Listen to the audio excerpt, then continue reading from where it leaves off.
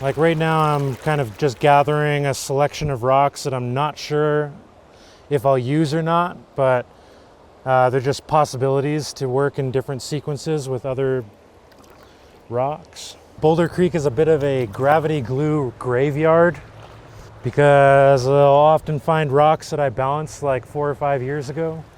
Like this one, for example, is balanced in 2019. This one in 2018.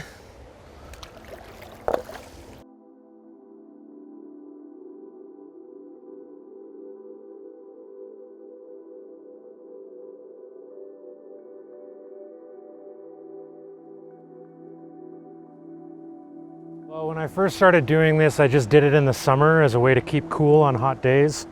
But then I started to get fishing waders and come out in the fall and then the winter and started noticing that there's all these different elements at play. Like the funnest thing about working in the winter is being able to splash water on this and the whole thing starts to freeze and like gets icicles and things like that. So there's just a very dynamic kind of land art element depending on the season. Generally, I push myself to get out here every day or as much as I can all throughout the year. But it also just depends where I am also. Like I'm not always in a freezing environment in the winter, so.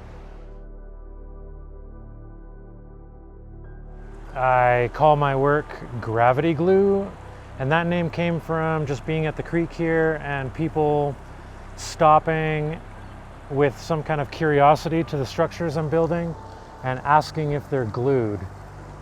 So I decided gravity glue is a good name because gravity is the only glue that holds it together.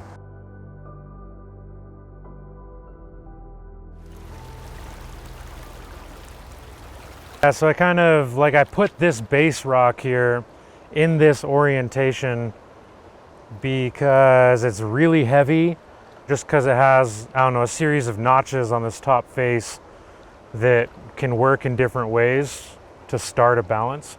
I can maybe start with something like this. Like just something extremely basic. It's kind of the first thing I teach in workshops is just balancing a single rock on a tip.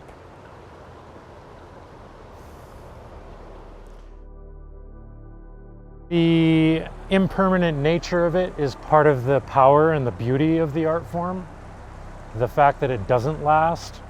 It's like any kind of beautiful experience that you have, like its power comes from its temporary nature, but it also creates space for a different art form, which is the photography and the videography of recording it and kind of crystallizing it in this visual medium.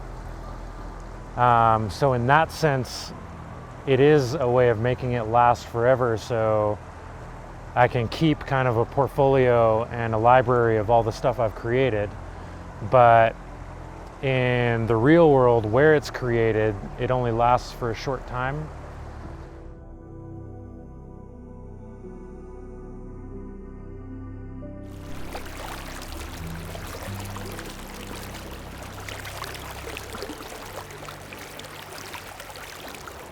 Going to make something that has legs. And this is working with some elements that I was using before in a previous structure a couple weeks ago. Like I'm trying to kind of attach or connect these rocks in certain ways where I can still feel that stability wherever I want to put a new rock.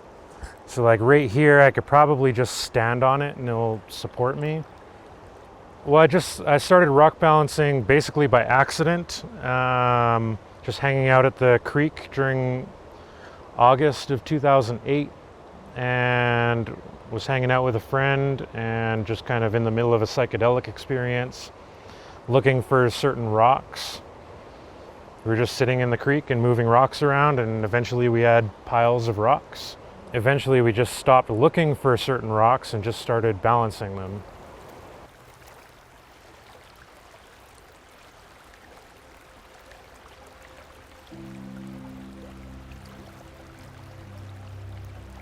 Since my work started getting traction all around the world, I've started traveling a lot more to different environments.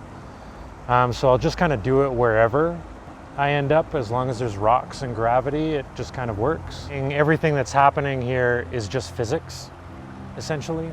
And it does have a very explainable, tangible mechanics behind it. Like, it is just using the edges of the rocks.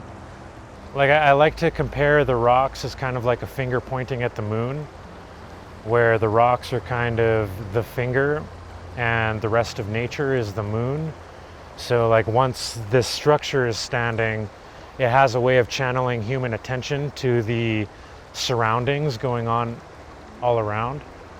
And I think that's part of the magic of it all, is it tunes the human brain into actually really paying close attention to nature.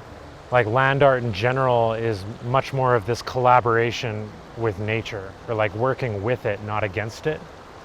And there's not really any way you can control nature. It's just the nature of it is to not be in control. So it requires myself to surrender to some degree and basically fall in line with what nature is doing. Like, a structure like this, for example, is not going to exist unless nature allows it, through whatever wind activity or weather is going on.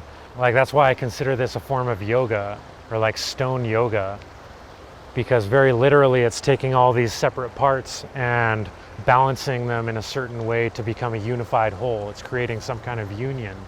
But also, that's what's going on with myself, this sense of separated self from nature. It's kind of like creating a yoga between myself and the natural environment. So like, when I'm building and working with these vibrations and tuning into the moment and finally ending up at this 0 point where it's all balanced and I can let go, that 0 point is where I can't really distinguish between myself and nature. It's like a very unified moment.